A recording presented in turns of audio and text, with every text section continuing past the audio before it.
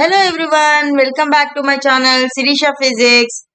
So ఇవాళ fourth sem వరకు long answers అండి, షార్ట్స్ అయిపోయినాయి కదా. లాంగ్స్ యూనిట్ 2 లో ఇంపార్టెంట్ క్వశ్చన్ అన్న ఇది. Write short notes on the following concepts: principle of superposition, conditions for interference of light, techniques of obtaining interference. So ఈ superposition concept అనేది చాలా సింపుల్ అండి, చాలా ఈజీ అండి, కానీ చాలా ఇంపార్టెంట్ కూడా ఇది. Okay, principle of superposition అంటే సింపుల్ గా చెప్పాలంటే the total resultant displacement will be equal to the sum of the individual displacements. దాన్ని ఏమంటామంటే ప్రిన్సిపల్ ఆఫ్ సూపర్ ఇంపోజిషన్ అని అంటాం. సూపర్ పొజిషన్ లేదా సూపర్ ఇంపోజిషన్ అని అంటాం అనమాట.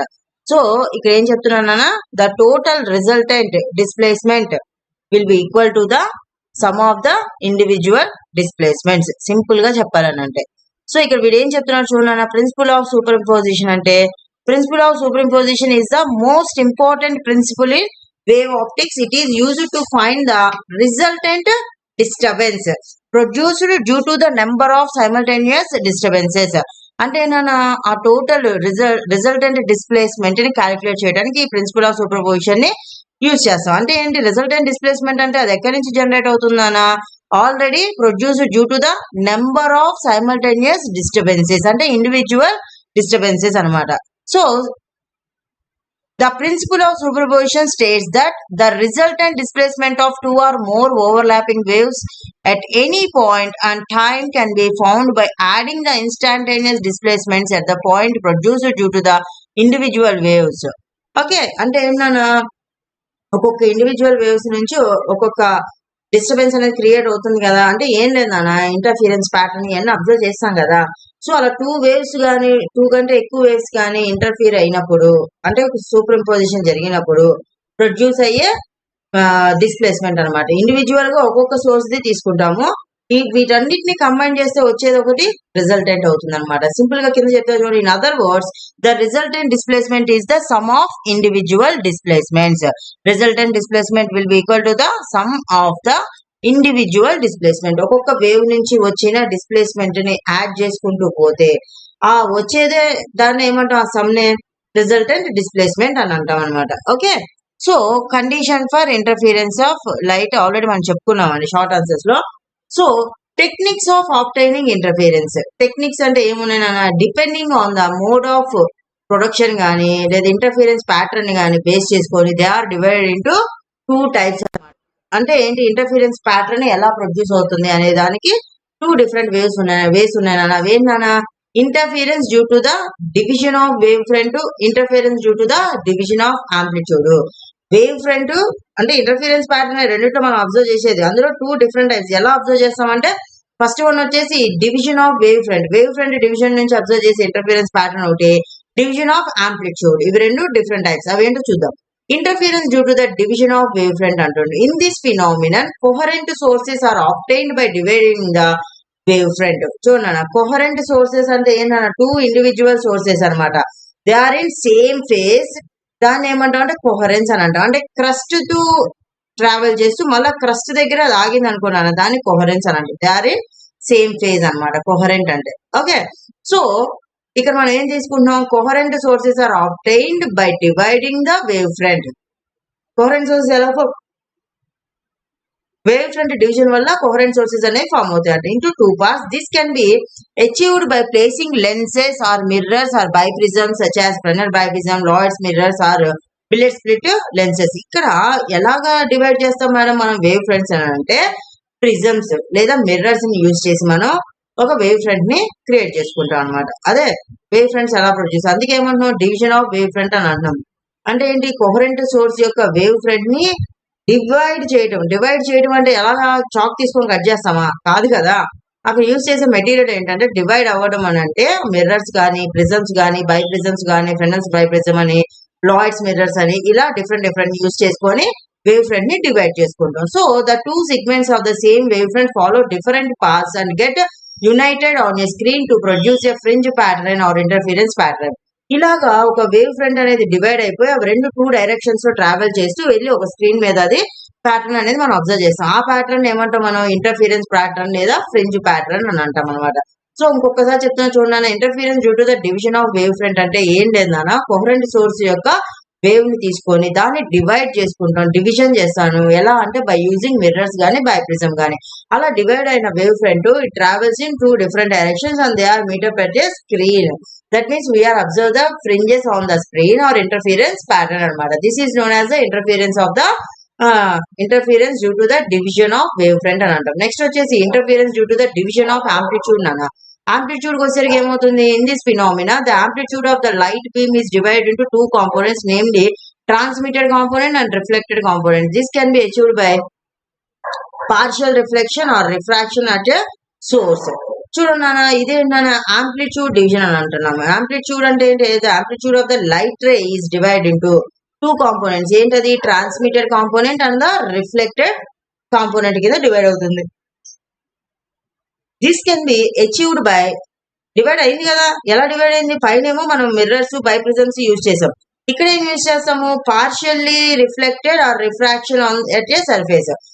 ఇక్కడ కూడా ఏమవుతుందని అంటే టోటల్ గా రిఫ్లెక్షన్ జరగదు, కంప్లీట్ రిఫ్లెక్షన్ గానీ రిఫ్రాక్షన్ గానీ జరగదు, పార్షియల్ గా హాఫ్ ఆఫ్ ద పార్ట్ అనమాట.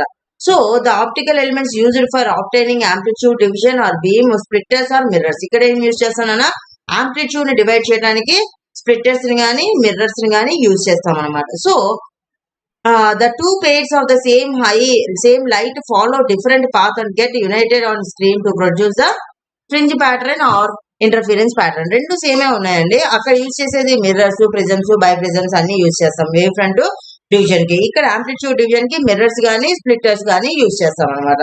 అవి కూడా అలా సపరేట్ అయిన ఆంప్లిట్యూడ్స్ అన్ని మళ్ళీ స్క్రీన్ దగ్గరికి వెళ్ళి ఒక పాయింట్ లో మనకి ఫ్రింజెస్ కింద గానీ ఇంటర్ఫీరెన్స్ ప్యాటర్న్ లో గానీ మనకి కనిపిస్తాయి అనమాట. ఓకేనా? Next explain the terms temporal and spatial coherence. Okay, temporal coherence అంటే ఏంటి? స్పేషియల్ కోహరెన్స్ అంటే ఏంటి? టెంపోరల్ కోహరెన్స్ అంటే the coherence property of light which is directly related to the finite bandwidth of the source is referred as a temporal coherence. అంటే ఏంటన్నా, ఈ light యొక్క property ఏదైతే ఉందో అది డైరెక్ట్ గా దేనికి రిలేట్ అయి ఉంటుంది అంటున్నా? బ్యాండ్ విత్ కి. అది కూడా ఫైనైట్ బ్యాండ్ విత్, అంటే we can measure the value అనమాట. దాన్ని ఫైనైట్ బ్యాండ్ విత్ అని అంటాం అనమాట. సోర్స్ కి finite band with of the source కనుక రిలేటెడ్ గా ఉంటే దాన్ని ఏమంటాం నాన్న? టెంపోరల్ కోహరెన్స్ అని అంటాం అనమాట. So a point source emitting quasi monochromatic light in all directions is illustrated in figure. చూడన్నా, క్వాసి అంటే కొంచెమే అనమాట, స్మాల్ అనమాట. మోనోక్రోమాటిక్ అంటే ఏంటన్నా? సింగిల్ వేవ్ లెంత్ ని మోనోక్రోమాటిక్ అని అంటాం అనమాట. సో ఆ లైట్ అదేం చేస్తుందనంట? ఏ పాయింట్ సోర్స్ ఇక్కడ ఇచ్చారు చూసారా? S is the point source emitting, emit చేస్తుందన్న? quasi monochromatic light in all directions, P1 and P2 is illustrated in figure. So the line SP1 and SP2 ఏదైతే ఉందో దాన్ని ఏమంటాం అంటే డైరెక్షన్ ఆఫ్ లైట్ రేస్ అని అంటాం. Okay, so the phase relation between P1 and P2 depends on the following 2 parameters. వాటి యొక్క phases అనేవి ఒకే సోర్స్, ఇక్కడ సోర్స్ ఇది. ఈ SP1 SP2 అనేవి ఏంటన్నా? ఆ సోర్స్ నుంచి వచ్చే లైట్ రేస్ అనమాట. Okay, so distance between P1 and P2 and coherent length of the light beam మీద డిపెండ్ అయి ఉంటుంది అనమాట. ఏంటన్నా? The phase relation between P1 and P2 depends on the following 2 factors. ఏంటి ఆ ఫ్యాక్టర్స్ ఆర్ పారామీటర్స్ ఏంటంటే distance between P1 and P2 మీద, coherent length of the light beam మీద డిపెండ్ అయి ఉంటాయి అనమాట. So the electric field at P1 and P2 is said to be correlated in phase if the distance P1 and P2 is less than the coherence, then light P1 P2 is less than L coherent అయితే the degree to which the correlation in phase exists is termed as amount of longitudinal coherence or temporal coherence అని అంటాం. P1 and P2 అనేది ఏంటన్నా? Less than the length of the coherence ఉంటే దాన్ని longitudinal coherence కానీ temporal coherence అని కానీ అని అంటాం అనమాట. This coherence also indicates the monochromaticity of the source. So monochromaticity ఎంత ఉంది ఆ సోర్స్ కి అనే విషయాన్ని కూడా ఇది మనకి చెప్తుంది. ఏంటన్నా? P1 P2 is less than L coherence అన్నామే, అంటే distance between P1 and P2 అనమాట. So next this coherence also indicates the monochromaticity of the source. An ideal monochromatic source is absolutely coherent in nature. This expression for degree of monochromatic source is ఏందన్నా? mu equal to delta V by V0. Delta V అంటే ఏందన్నా? Band off frequency. V0 అనేది mean frequency anamata. So moreover, the width of special line or purity of a spectral line which is related to temporal coherence is delta lambda equal to lambda square by L coherence. Lambda అంటే ఏంటన్నా wave length, L coherence అంటే ఏంటన్నా coherent length అనమాట. ఇది దేని గురించి? టెంపోరియల్ coherence గురించి. Spatial coherence అంటున్నాడు. Spatial coherence gives the continuity and uniformity of the light waves which is in the perpendicular direction to the direction of propagation. Exactly అక్కడేంటన్నా medium the source the both are in same direction లో ఉన్నాయి కాబట్టి దాన్ని longitudinal are టెంపోరియల్ అని అన్నాం. ఇక్కడ ఏంటన్నా both are perpendicular to each other, అందుకే దీన్ని స్పేషియల్ కోహరెన్స్ అని అంటాం అనమాట. Okay, so a wave is set to exhibit spatial coherence if the phase difference for any two fixed points in a phase is perpendicular to the propagation of the wave does not vary with time. అవి రెండు perpendicular to each other but it does not vary with respect to time అని చెప్తున్నాను. In figure the light beam exhibits spatial coherence if the point fields P1 and P2 have equal phase and are equidistant from the source. అంటే ఏం లేదు నాన్న, points SP1 equal to SP2 అవి రెండు equal అని చెప్తున్నాను. For better spatial coherence the degree of contrast of interference should be high అన్నమాట. Okay, ఇది టుడేస్ క్లాస్ నాన్న. Please like, share and subscribe my channel guys.